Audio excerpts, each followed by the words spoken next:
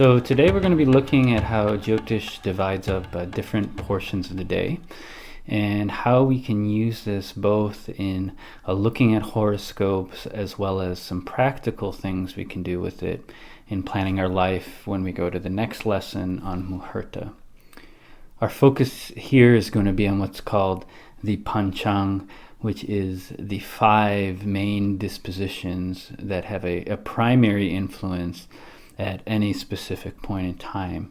And this is related to the 5 elements, which are so core and central to all these Vedic disciplines. And doesn't get emphasized quite often in Jyotish. People often get, hung up on planets and houses and things like that, but it's really these 5 elements that are at the core of most of these sciences. And why I'm making this video, because it's just a really important part, even in astrology, when you're looking at a chart. And the Panchang is, it's pretty common, and most anybody who's a real practicing yogi or like a traditional so-called Hindu in the modern day, they know the Panchang. It's really an essential tool which helps people align their practices, festivals, different pujas and worships. You need the Panchang to line this up in the different times to which to perform different activities. However, many people often only associate the Panchang with the Hindu calendar, but this is only really one aspect of its use, and it has much deeper significance when looked at in its full context, which can be used for looking at birth charts in addition to setting dates and times and muhurtas and things of this nature. So just to get the basic idea of the Panchang, there's 5 parts of the Panchang, and this consists of the Vara, the Nakshatra, the Tithi, the Yoga, and the Karana, as we see in this list.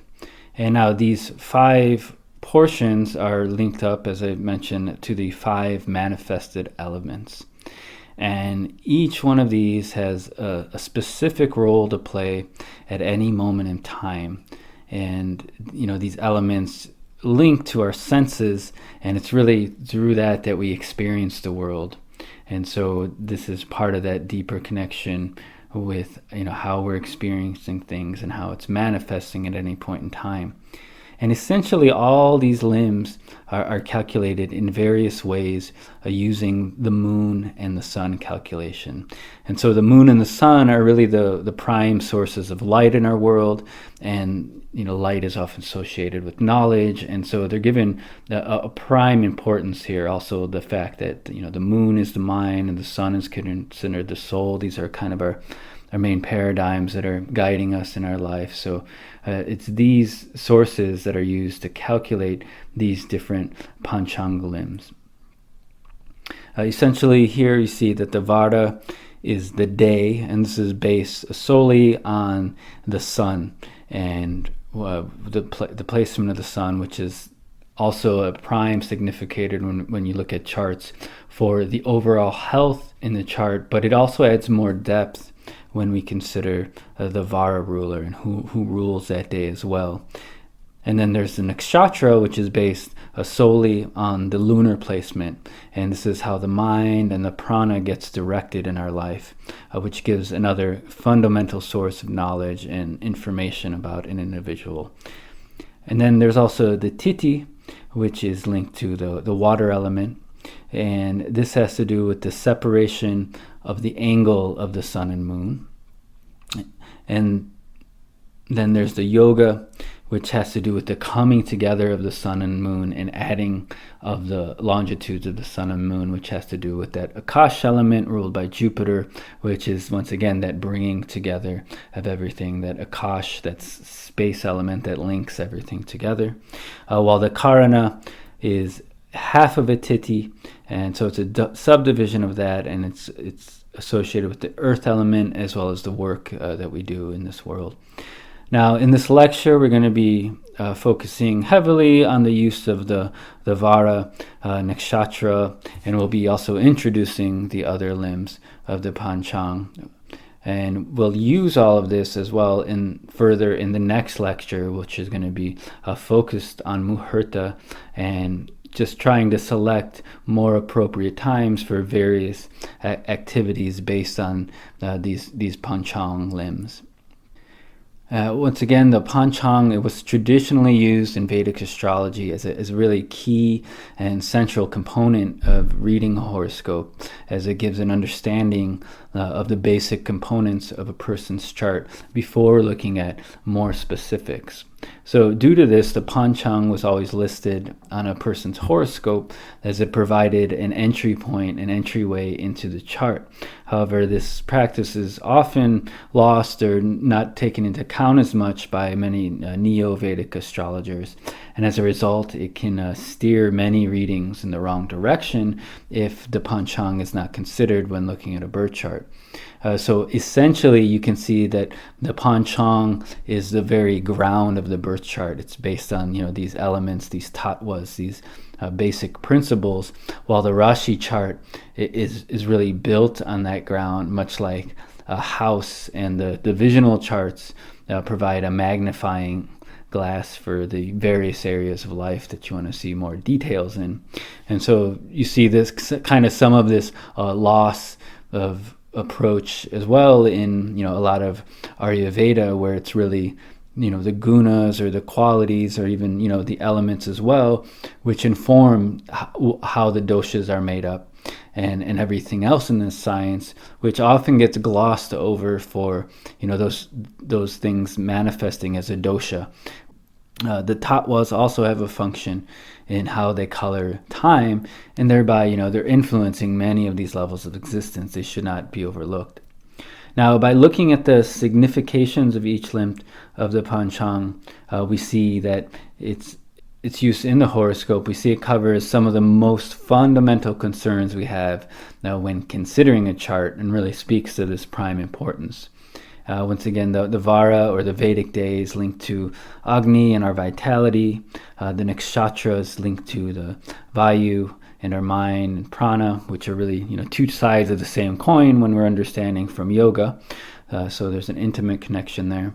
And then there's the Titi, which is linked once again to Jala and our personal or intimate relationships, as that water element has a strong bearing on that emotional nature, that personal emotional nature, and ruled over by Venus as a prime planet there. And then there's the Karna, which is linked to Prithvi, or Mercury, which is one of the prime significators, karakas, for our work life and how we create our karma and go about our actions in the world. And once again, the yoga being tied to Jupiter and the Kash, and showing how we relate to larger groups around us, as well as that general sense of security, well-being, and happiness that that may bring us. So these components are really essential to see in their workings, and they can give us some really, really good information at a quick basic glance of the chart. And once again, this is often going to give you insights that may not come through any other means, though at the same time they must be factored into analysis of other parts of the chart as well. And things such as a strong sun, a moon, or lagna can really override or tilt the chart in a different balance. But this is still that basic grounding point of the chart.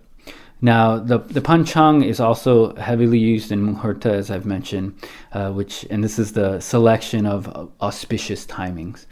So while our birth chart, it will not change, selecting good times to do various activities can really help mitigate and avoid negative influences, which are going to ensure and help as best as possible create more proper outcomes to all of our endeavors. And this is as long as they are in line with the birth chart. So the birth chart must always be taken into account with taking any Muhurta. So for example, just because you picked a good Muhurta, to write a book or maybe start a new career, it doesn't mean that it's best suited to you, to your path in this life, or what you need to learn, your karma in this life. So even if you picked a good Muhurta, if that was not within your karma, then that's not going to help mitigate much if that's not what you were supposed to be doing, and that flies kind of in the face of some of these idea that, you can create and invent your life to do whatever you want in the world, which is true on some accounts, but astrology time and time again shows that there are certain patterns that are in place that can ensure direction in a more proper perspective. And we do have certain lessons we have to take into account and learn within this life, some of which are unavoidable. However, Muhurta is one of the most useful tools, once again, to enhance our lives without some more, expensive remedial measures and so forth. It's also a very practical tool for anybody to learn with timings. And even for those who don't want to read birth charts and get into making predictions and all these other things, it's really important to learn the Panchang and also using and understanding Muhurtas for something simple to use in our daily lives. And once again, we'll look into that more in the next section on Muhurta, but just an important thing to touch on here as an overview of the Panchang. So the first limb we're going to look at in the Panchang is the Vara, and this has to do with the solar day, as it is of prime significance, and as well as something we're all familiar with. So it's an easy starting point to look at the Panchang. Now, each day of the week is lined up with a planet, as you can see here. And some of these names still hold very much in our day and age, such as Saturn and Saturday, Sun and Sunday, Monday and the moon.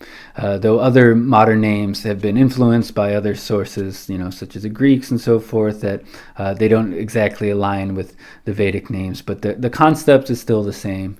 And the day's rulers, though they impart its energy to a specific day, hence when we look at a Muhurta, such as days as Saturday or Tuesday, these are associated with more malefic planets like Mars and Saturn. So they're not as ideal for certain activities such as marriage, but Tuesday could be a good day to take a job, for example.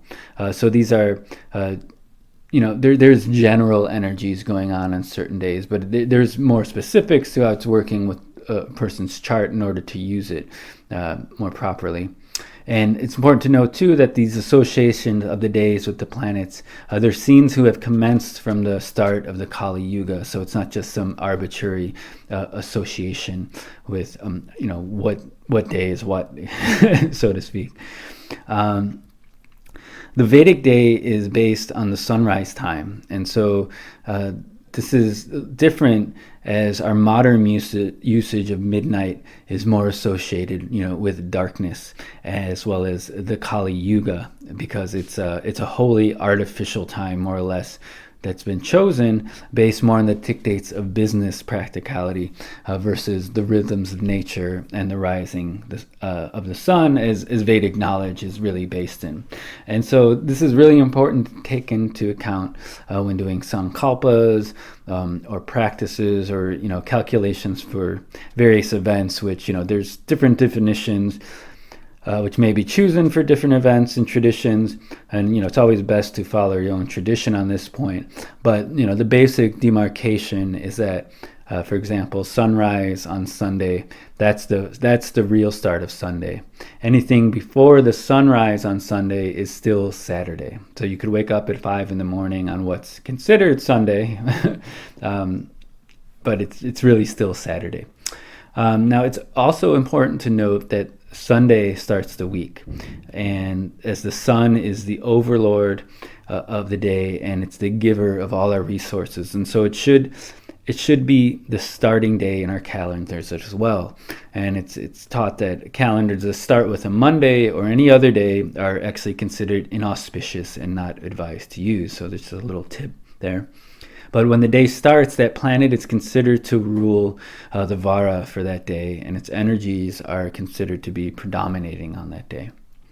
Now, in order to look at this in reference to your personal horoscope and use it, you need to be using a software that calculates the Vedic days.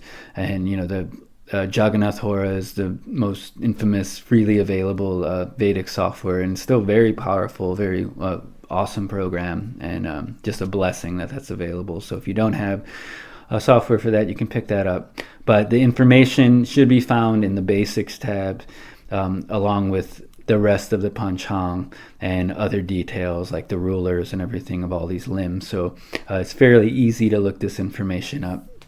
And when we get to Muhurta, some software has different Muhurta tools, we'll get into how that plays in when looking for dates. But for now, all you need to know is for whatever birth chart you're looking at, what was the rulers for that specific time. Now, taking this knowledge will give you a starting point with which to see what is the predominant energy in reference to your general vitality within the horoscope. Now, the planet itself will give a basic indication, and then we have to see how it's placed within your personal horoscope, and all the regular Jyotish rules apply, and all the indications that are present there to really understand what it's telling us about you and your chart. So here I've made a list of the overall planetary indications. And once again, overall the Vara is ruled over by Agni, and thereby this is the planet Mars, and secondarily it's the Sun, as it gives us the weekday.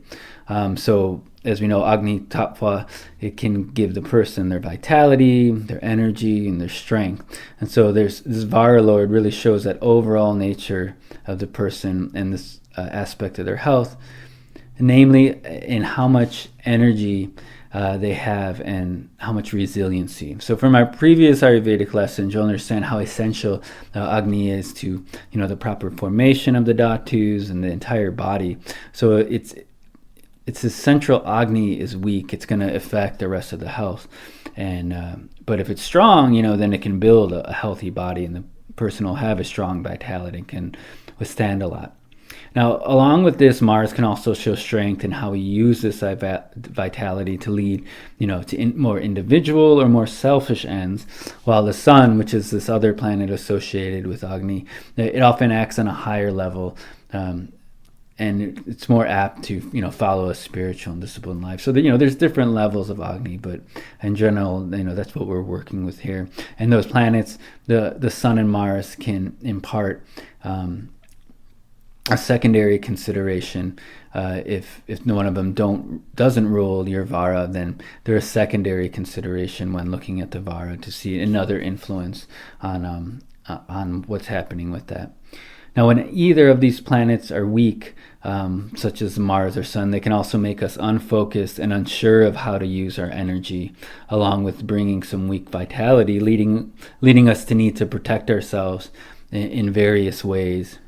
Now, the specific planets that are in our chart as the Vara Lord modify these initial impulses being brought from the Sun and Mars, and should be judged accordingly to get this good general rounded picture of someone's general health basis of health. Once again, depending on the placements, it will tell us different things. So if this Vara Lord Varesha is in the third house, one may have to work hard for their health, as the third house shows parakarma, our effort in this world, our courage to do things in this world. If this Vara Lord is in the sixth house of, this is one of disease, acute diseases. So if it's in the sixth house, disease may come, but if it's in a good placement, they may have, the discipline to work it out with that energy. So like I have my Vara Lord's a Sun, and it's there, but it's a sign of exaltation. So I have had many different, little health things pop up throughout my life, but I have some discipline, some application to work with them and try and get through them. Now, if this Lord's in the Lagna, it can enhance health, because that's your physical being, so it gives some double emphasis there. If it's debilitated, for example, the planet can harm your health, and so forth. So there's all these different indications, the planet, depending on what it is.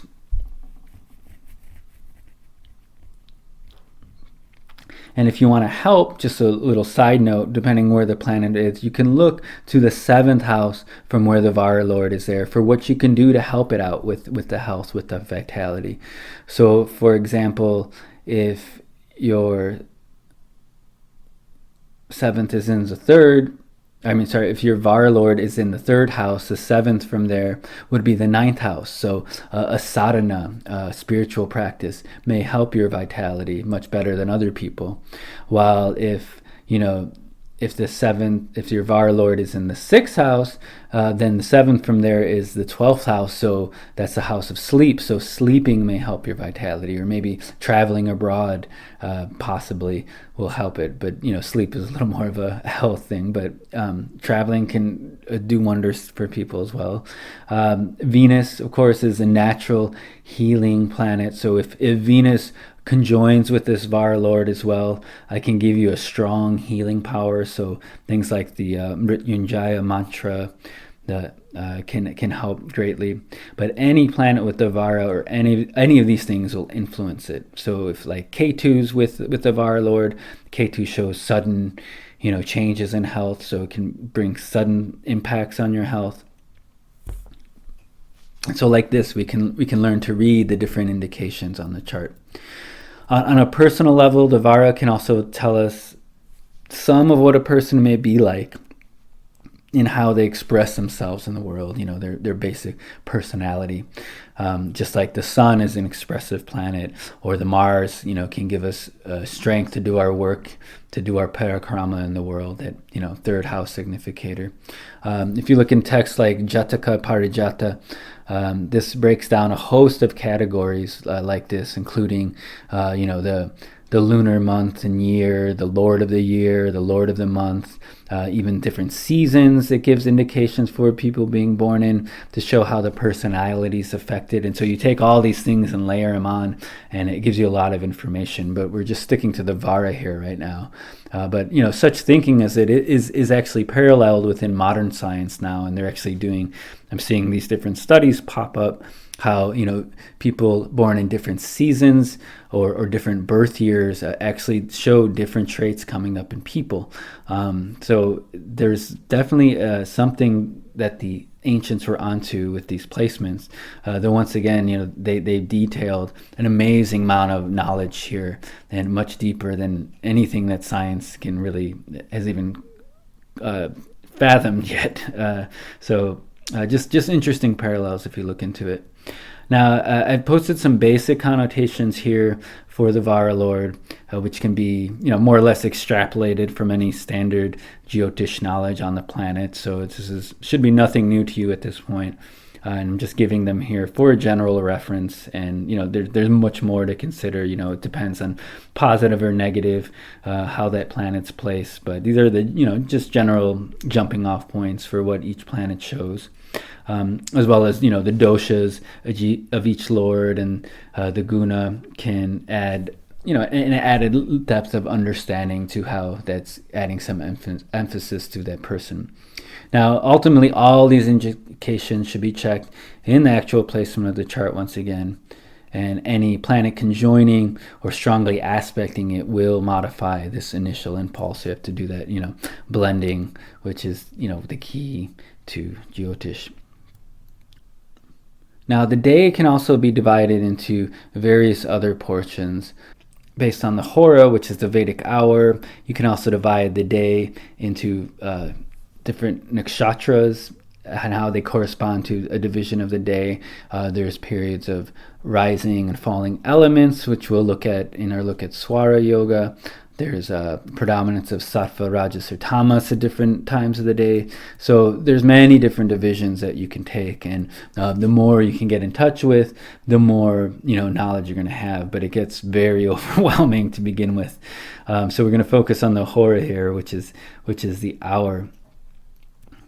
And this aura, and the Hora is really really an important demarcation in Vedic knowledges. Now, Vedic astrologers would divide the day into 24 horas, and this is the root of our modern word for hour. And it's not really of Greek origin, as many people claim. The root of hora in a day is the splitting of each sign of the zodiac into two parts, as each essentially takes 2 hours to rise at the equator. So to calculate which planet lords which hora, we saw that each day is ruled by a planet. Now, this lordship of the weekday finds its root in the speed of each planet, using a geocentric model that Jyotish is based on, and it gives us an order from slowest to fastest. So, Saturn is the slowest planet, then Jupiter, then Mars, and then we take the Sun instead of the Earth in that order, because the Earth isn't so much considered within this. It's I've heard some astrologers call Earth in the horoscope the ascendant, which is where things are rising, but for this order, but Earth doesn't rule over anything per se in these schemes. So we take the Sun there in the middle, and then Venus, and then Mercury, which is closest to the Sun and moves very quickly, and then the Moon, which is the fastest moving object in the sky. And now if we look at this list that I provided, we can see that Sunday is the first day, and it starts the first hora of the week. And then it's followed by the speed in the order given that I've just given. So after for example, so far after the Sun comes Venus, then Mercury, then the Moon, then Saturn, then Jupiter, then Mars, and the Sun again. So it repeats like this throughout the day.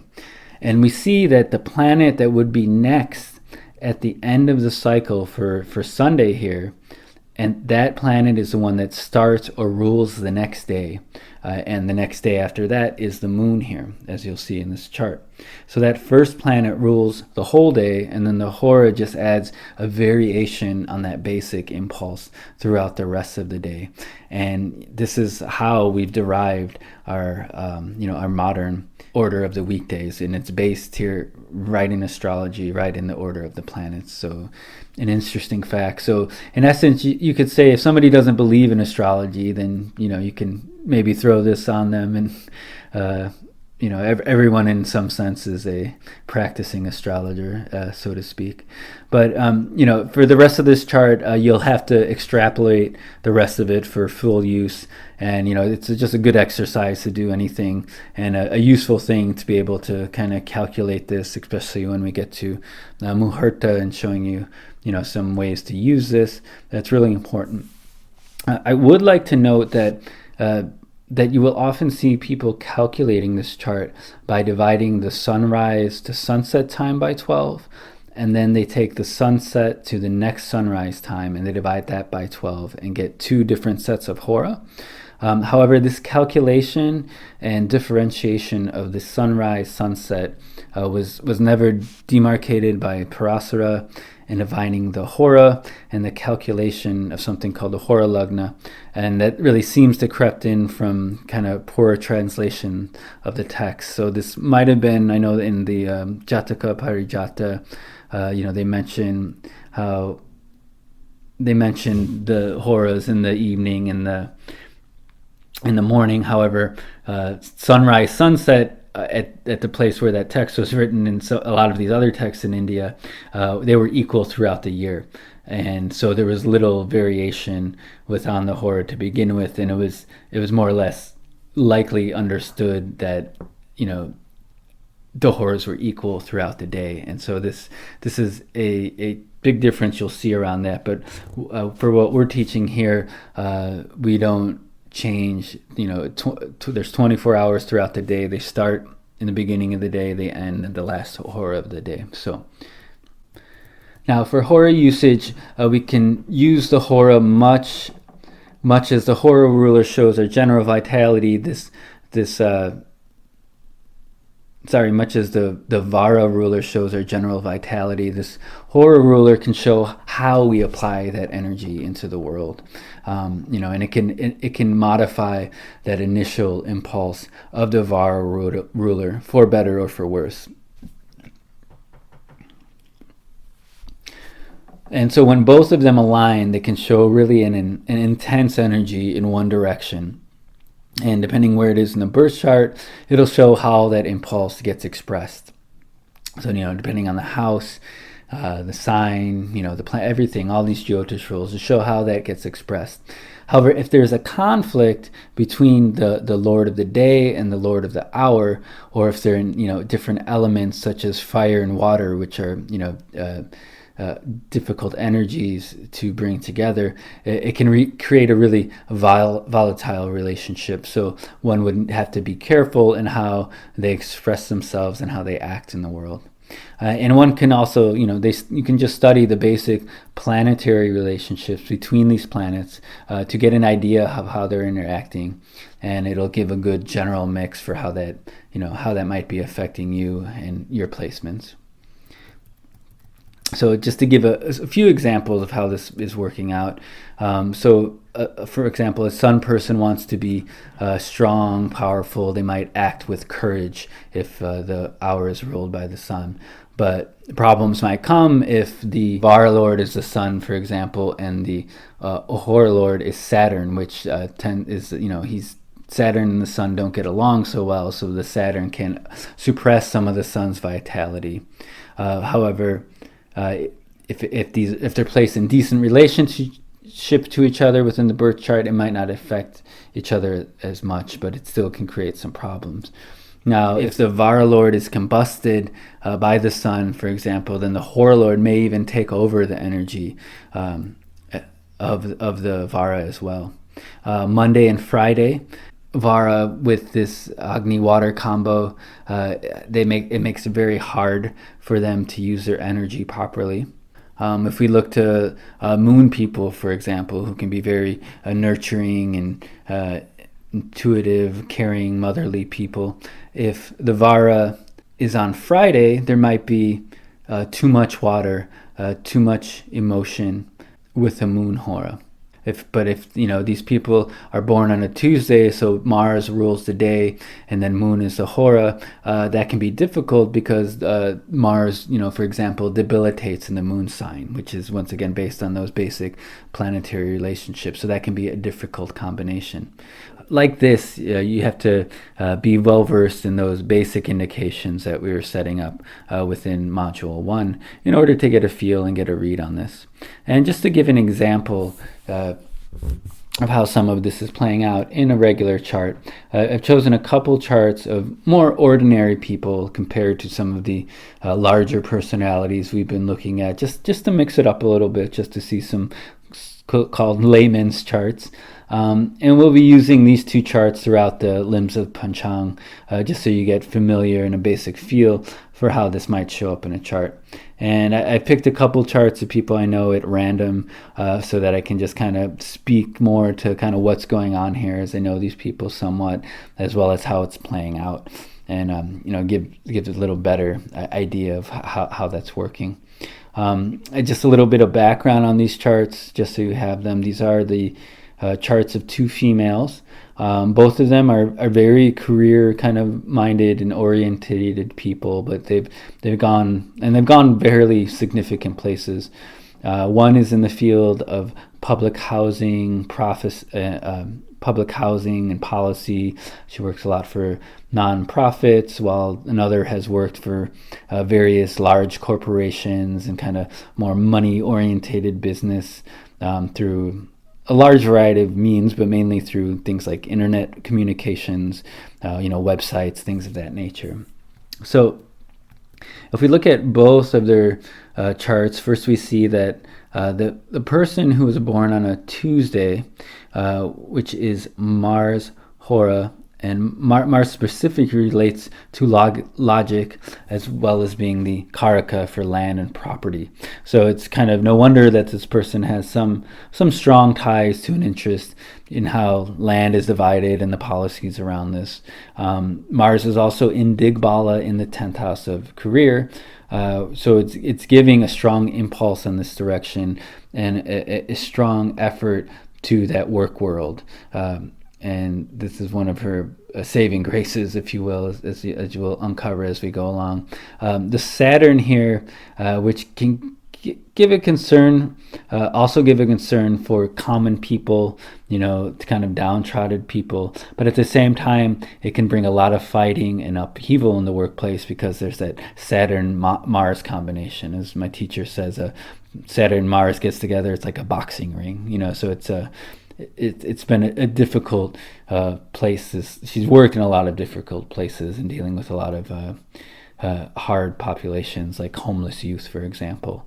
Now, due to this, the native has had a large time keeping down a job, both due to issues with the workplace as well as their own health problems, which we'll talk about in a minute, and actually overlaps with this placement. So, we can take this knowledge on a lot of different levels depending on what we're looking at.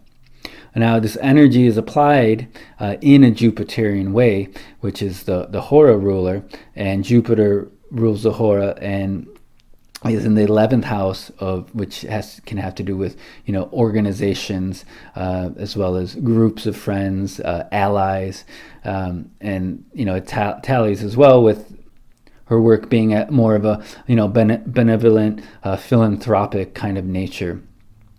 And it's in the sign of Libra, which is the scales of justice, very, very even keel type of work, and how this is and how that initial impulse is getting applied. And this is also interesting because Jupiter also rules her 4th house of properties and homes, connecting those organizations and the homes and the properties and comforts and everything that she's working for, that has that strong Mars backing that's fighting in the world. Now, looking at health, as I previously mentioned, just by looking at this chart, right away you can notice that there's 4 of the heaviest malefics on the cardinal points of the chart. And this includes the Hora Lord with Saturn. So it's double confirmed here that health issues have been there. And, this person has been in and out of hospitals. A lot of this stems from an early history of abuse in the family, which really started it all and has plagued her ever since throughout her life. She has one of the harder lives of someone I know personally. Using your normal methods, you would have been able to see this as well. However, knowing Mars is that Lord, we can see that the Digbala strength of it is the only thing pulling her through. Mars is that Vara Lord, that's her energy. It's got that directional strength. So she does have some energy to overcome these difficulties. Without it, she wouldn't have lasted without that fighting spirit. I was, looking at this chart, it's just like, wow, it's amazing you've survived. And, this has also helped as Mars rules her debilitated moon as well in the 12th house, which, shows a person with some serious depression, anxiety, other kind of mental, emotional problems, as well as food problems, which are associated with the moon and fits in with the rest of the chart. However, this Jupiter-Mars combination, once again, just to look at them together, it's a fine combination. They're friends, and it's not really created a lot of discourse so as to wreck her life completely. She's had personal inner strength and direction throughout all her trials and tribulations. And she's managed to maintain a relatively successful life on the outside, and this includes graduating from Harvard with a master's degree, amongst many other feats. So, just 2 very interesting things going on there. So when you do see a chart like this, where it just looks like very negative, you have to do a double think on it. Now, in looking at the second chart, we see a retrograde Jupiter ruling the day and giving this person a more internalized Jupiterian nature, which does not always express itself in daily living, but there's definitely a philosophical impulse on the inside coming to the forefront, as well as the outer concerns of Jupiter with money, which also has a strong connection with that planet. It's the Karaka for second house of wealth, for example. So it's not an extremely strong or weak placement for Jupiter. So it gives a unlike the previous example where Mars was a pretty strong placement but for this Jupiter. So it gives a mixed bag for Jupiter. It's not swaying either which way in that Jupiterian nature, but it's still a strong impulse in this person who does have a certain spiritual flair about them, which is not always so deep rooted, however. However, being in a Kendra along with Venus, it gives some blessing, and indeed she has come from a very well-off family that has supported her in many, many ways.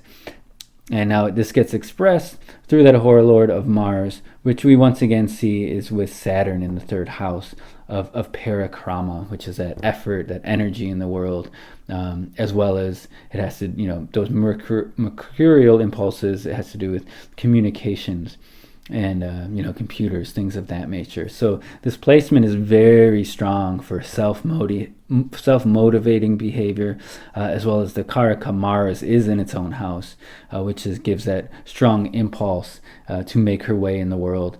However, it is slowed down a little bit by the Saturn, just as a previous case. Not to mention here, both Mars and Saturn are retrograde. So for here, it makes it harder for this person to put their plans into action in the world, and internalizes that energy a little bit more. As a result, this person, she's long wanted to strike out on her own as an independent, start her own companies and do this and that, and has all these great ideas, but she's rarely had that inner strength, because of that retrograde nature of these planets there to make her mark on the world. But she has climbed the ladder with, under the auspices of different companies and things of that nature, which has, been a battle for her in a lot of different ways. This is in a mercurial sign as well, so it gives that double mercurial emphasis, which brings, that the computer work, the internet, the communications kind of digital realm is very strong player for a person work in this life who's very, of a very mercurial kind of business orientated nature.